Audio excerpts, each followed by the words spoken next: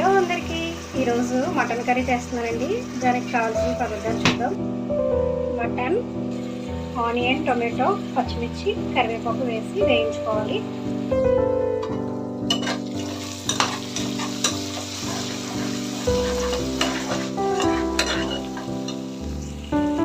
ఇప్పుడు మనం ఇందులో అల్లం వెల్లుల్లి పేస్టు, కారం, ఉప్పు, మసాలా పౌడర్ మూడు వేసి కలుపుకోవాలండి. ఇలా ఆనియన్స్ ఫ్రై అయిన తర్వాత మటన్ వేసుకోవాలి. బాగా కలుపుకొని కొద్దిగా సేపు కుక్ అయిన తర్వాత వాటర్ వేసుకోవాలి.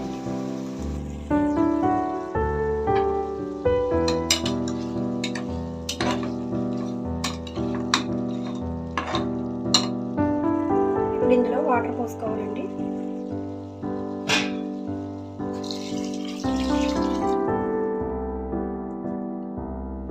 వాటర్ వేసిన తర్వాత ఒకసారి కలుపుకొని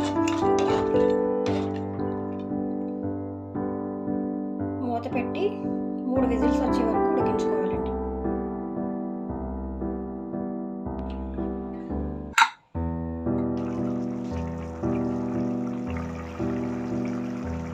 అంతేనండి, వేడివేడి మటన్ కర్రీ రెడీ అయిపోయింది. సర్వింగ్ బౌల్లోకి తీసుకోవాలి. ఇలా బౌల్లోకి తీసుకొని కొత్తిమీర వేసుకొని గార్నిష్ చేసుకోవాలి. వేడి వేడి అన్నంలో వేసుకొని తింటే చాలా బాగుంటుందండి. మీరు కూడా ట్రై చేయండి.